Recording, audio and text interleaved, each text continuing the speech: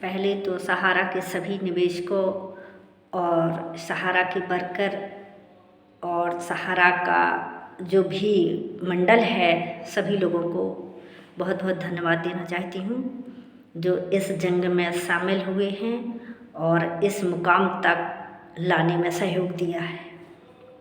कर चले हम फिदा जाने तन साथियों, कर चले हम फिदा जाने तन साथियों, सहारा का पैसा दिलाना मेरे साथियों। जो साथी अपने आप की कुर्बानी देकर इस दुनिया से जा चुके हैं, उनका ये कहना था कि हम जा रहे हैं और इन निवेशकों की जंग जो अधूरी छोड़ कर जा रहे हैं, वो लड़ाई आप लोगों को लड़नी है। ऐसे शहीदों को, ऐसे सहारा वर्करों को, ऐसे सहारा सीनियरों को हम एक बार पुनः सत सत नमन करते हैं, प्रणाम करते हैं, अभिवादन करते हैं। जैसे अपना हिंदुस्तान शताब्दियों पहले विदेशियों की गुलामी से जकड़ा हुआ था और सारे लोगों ने, सारे हिंदुस्तानियों ने मिलकर उनको किस तरीक़ा से खदेड़ा, किस तरीके से मुकाबला किया और उनकी जड़ों को हिला के रख दिया। एक दिन उनको भारत को छोड़ के जाना ही पड़ा।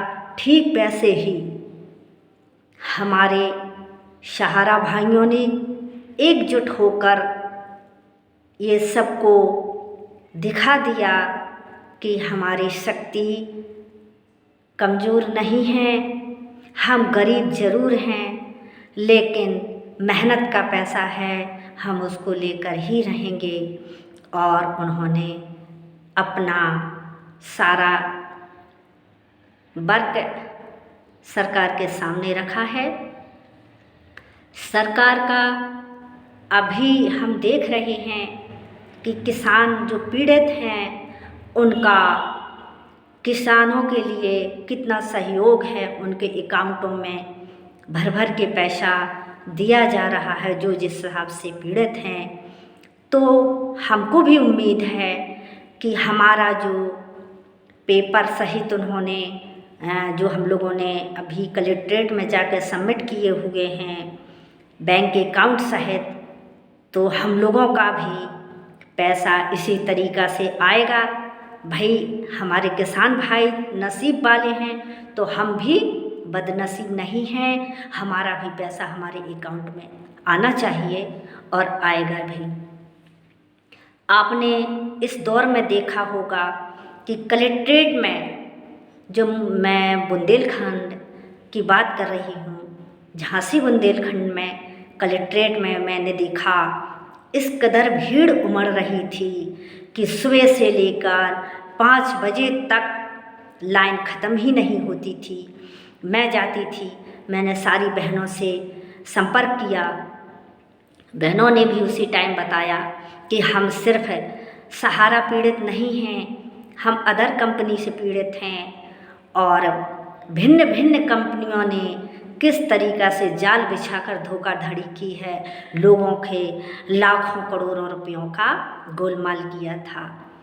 तो मुझे ये सुनकर बहुत ही खुशी हुई कि देखिए सहारा का जो हम लोगों ने जंग लड़ा है, इसकी आड़ में कितने पीड़ित सामने आए, कितने निवेशक सामने आए। चलो इनका भी भला हो जाएगा।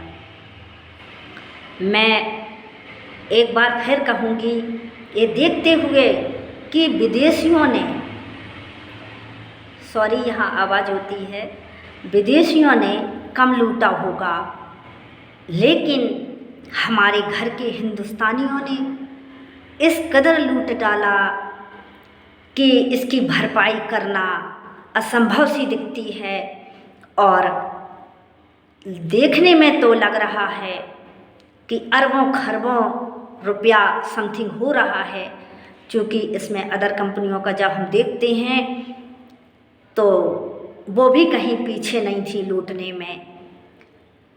अब हमको उन शहीदों का स्मरण करना चाहिए और हमें अपने सहारा वर्करों का स्मरण करना चाहिए कि इस जंग को यहाँ तक लाने में उन्होंने अपने प्राणों की आहुति दी हैं। उनकी आहुति को निष्फल नहीं होना चाहिए। मेरे भाइयों, इसी तरह संगठन बनाए रहें और संगठन की शक्ति इतनी मजबूत होती है कि एक बार सरकार को भी इस तरफ विचार करने के लिए मजबूर होना पड़ा और मुझे पूरा भरोसा है कि कुछ पॉजिटिव रिजल्ट अवश्य ही आएंगे।